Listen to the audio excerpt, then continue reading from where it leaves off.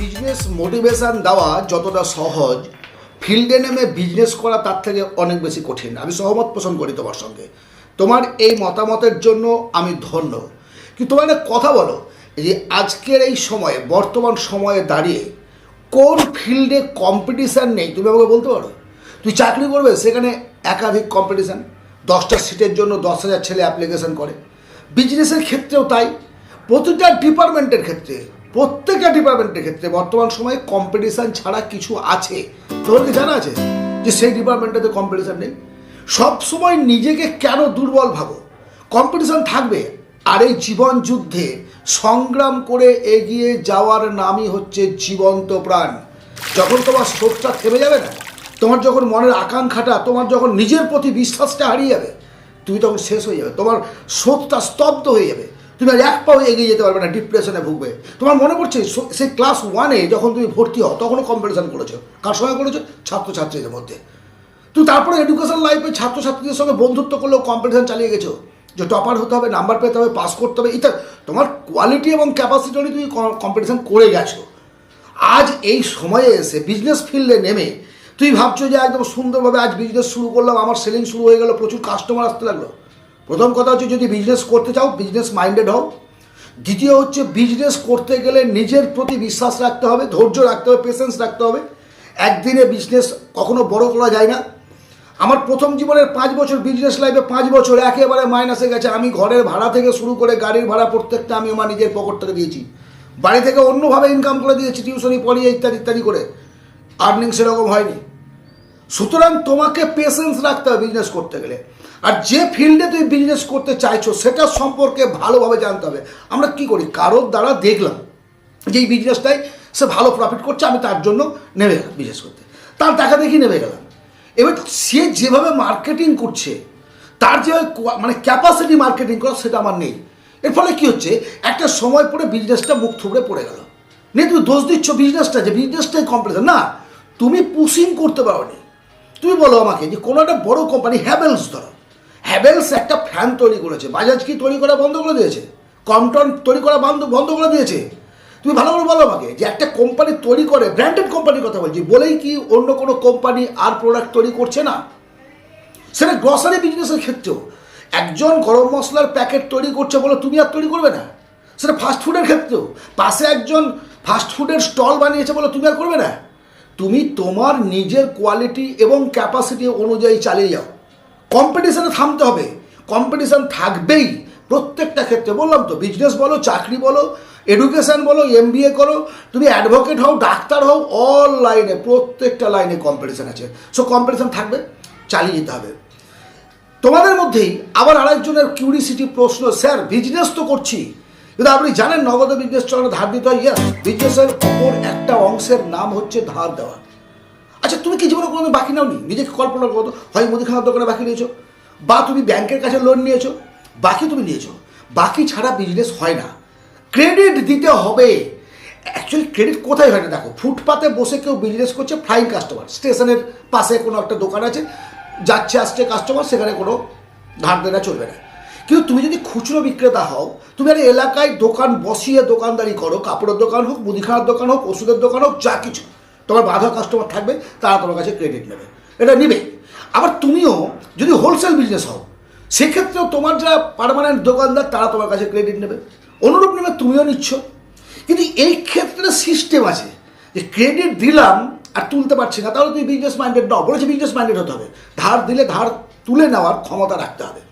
আমি বলেছি 1/3, অর্থাৎ তোমার যদি টোটাল মূলধন হয় 1,20,000 টাকা, তুমি কত টাকা ধার দেবে? 40,000 টাকা। 40,000 টাকার বেশি কখনো মার্কেটে যেন তোমার টাকা পড়ে না থাকে, 41,000 টাকা যেন না হয়। এবং এই যে 40,000 টাকা, এটাকে তোমার রোটেশন করতে হবে, তুলতে হবে, আবার দাও আবার নাও। এই যে 40,000 টাকাটা, এই ধারটা তুমি দিবে কী হবে? একজনকে দিতে পারো, আবার এই টাকাটা তুমি 20 জনকে দিতে পারো, 2,000 করে, বা 5 জনকে দিতে পারো। তুমি যত কম লোককে এই টাকাটা দিবে, তত টাকা তুলে নিয়ে আসার ক্ষমতা কম। তুমি যদি একজনকে 40,000 টাকা দাও, ফিডব্যাক কম পাবে। 10 জনকে ভাগ করে দাও, তো রোটেশনে দেখবে তোমার টাকাটা উঠে আসছে। এ হয়তো তাড়াতাড়ি দিলে, একজন দেরি করছে, মাঝখানে আবার কাউকে দিলে চলে আসলো। ধার থাকবে, ক্রেডিট থাকবে, 40-এর মধ্যে সীমাবদ্ধ। এটা কিন্তু খেয়াল রাখো তুমি। 30,000 টাকা তোমার পুঁজি থাকলে 10,000-এর বেশি ধার দেবে না। সেখানে যখন দেখবে তোমার এক্সিড করে গেছে, তুমি টাকা তুলতে পারছো না, বলো আর দিতে পারবো না। এবং যখন তুমি কাউকে ধার দেবে একটা সময়সীমা বেঁধে দাও, যে আপনাকে আমি 15 দিনের জন্য দিলাম, 17 দিন যেন না হয়।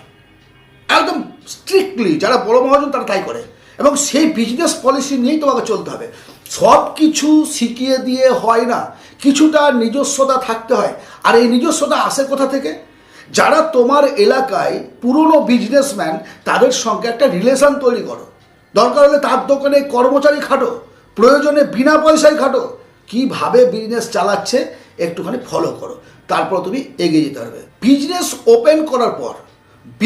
ওপেন করার পর কোনো একটা প্রোডাক্ট সেলিংয়ের ব্যাপারে যখন মার্কেটে নামি, তখন সেই প্রোডাক্টটা সেল করা কত বড় কঠিন কাজ। যারা মোবাইলে ক্যামেরায় বসে ক্যামেরার সামনে অ্যাডভাইস দেয় তারা সেটা বোঝে না। অ্যাবসলিউট রাইট, একেবারে সুন্দর দামি কথা। কারণ সত্যিকারে সেলিং একটা আর্টস। সেলিং পদ্ধতিটার জন্য সেলিং ট্রেনিং হয়। সবাই সমানভাবে বক্তব্য রাখতে পারে না। তুমি যদি গোমরা মুখ হও, তোমার মুখে যদি হাসি না থাকে, তুমি যদি কথা কম বলো, তোমার যদি বাচন ভঙ্গিমা ঠিক না থাকে, সর্বোপরি তুমি যে প্রোডাক্টটা সেল করছো তার প্রতি তোমার কনফিডেন্স না থাকে, তুমি যদি সেই প্রোডাক্টটা নিজে ইউজ না করো, অর্থাৎ তার গুণগত মান সম্পর্কে তুমি জানো যে এটা কমা মাল, আর যদি তোমার মধ্যে সেই আত্মবিশ্বাস থাকে যে না এটা প্রোডাক্টটা ভালো, তাহলে তুমি সেই প্রোডাক্ট সেল করতে পারবে। কারণ বর্তমান সময়ে কেউ কোনো কিছু কেনে না, তার প্রয়োজনীয়তা যদি থাকে, তার সমস্যার সমাধান হয়, তাহলে তোমার প্রোডাক্টটা সে নেবে। কিন্তু তোমার প্রবলেমটা হচ্ছে যে তুমি তাকে গিয়ে তার যে সমস্যাটা সেটা তুলে ধরতে পারছো না। তুমি নিজের বক্তব্য তুমি বিক্রি করতে গেছো, সে কেন কিনবে? তুমি তোমার প্রোডাক্ট তার কাছে বিক্রি করতে গেছো, সে কিনবে কেন? সে কি বোকা? যদিও সে বোকা, কিন্তু অভিনয়টা সে বুদ্ধিমানের মতো করে। যখন তুমি তাকে বলবে সেল করছি, তখন সে নেবে না। সো তোমাকে প্রথমে একটা রিলেশন তৈরি করতে হবে। তুমি যাও, আসো, একটা সম্পর্ক তৈরি করো।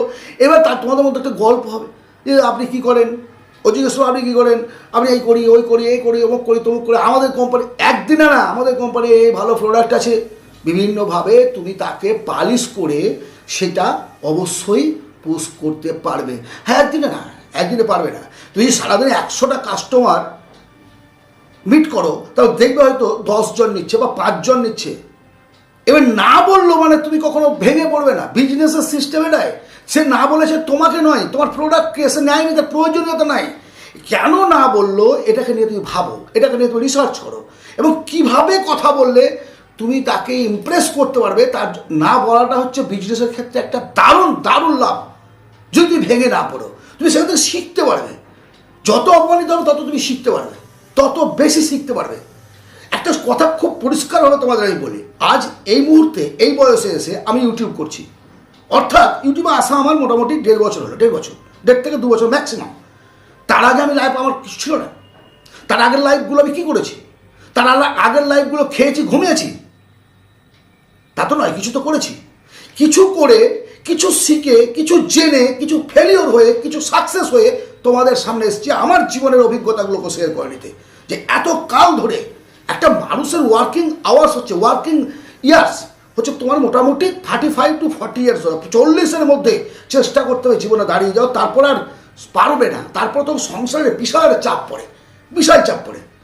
আমি টেনশন ফ্রি, কিন্তু একটা সময় আমি প্রচুর টেনশনে ছিলাম, আর ছিলাম বলেই কিন্তু তখন আমি ইউটিউবে আসতে পারিনি, ইচ্ছে করেও আসতে পারিনি। তো সেই সময় আমাদের চাপ ছিল। আজকে সেই চাপটা নেই, কেন নেই? আমার 2 ছেলে মানুষ হয়ে গেছে, নো টেনশন। তার আজ আমি ফ্রি, এবং ফ্রি বলেই বিভিন্ন অভিজ্ঞতা শেয়ার করে তোমাদের সঙ্গে আমি আসি। আশা করি বিজনেসে কিভাবে তুমি কাস্টমার বাড়াবে, বিজনেসের চ্যালেঞ্জে কিভাবে তুমি নিজেকে সামলাবে, এবং মেন্টাল পাওয়ার বিজনেসের জন্য কীভাবে তৈরি করবে, কীভাবে সেলিং পদ্ধতি তৈরি করবে, বাকি দেবে এবং বাকি কীভাবে আদায় করবে, এতগুলো কথা তোমাদের সঙ্গে এই সংক্ষিপ্ত ভিডিওর মধ্যে আলোচনা করতে পেরেছি। যদি এই বিজনেস মোটিভেশন তোমার ভালো লাগে, অবশ্যই লাইক এবং সাবস্ক্রাইব করো, সঙ্গে থাকো। এই ধরনের ভিডিও এই চ্যানেলে অনেক বেশি পাবে, মানি ম্যানেজমেন্ট এবং বিজনেসের বেসিসে এবং লাইফস্টাইলে নিয়ে এই চ্যানেলটি তাই বলি। তোমার যে ধরনের ভিডিও দেখার তুমি সার্চ করো, পেয়ে যাবে। সমস্ত প্রশ্নের অ্যান্সার এখানে দেওয়া আছে, কীভাবে সেলিং করবে, কীভাবে ধার তুলবে, বাকি টাকা কীভাবে আদায় করবে, সমস্ত কিছু। বিজনেসে ধার না চলবে না বস। কম্পিটিশনে থামতে হবে। বাস আজ এই পর্যন্ত, ভালো থেকো, পরবর্তী ভিডিওতে আবার দেখা হবে। ধন্যবাদ।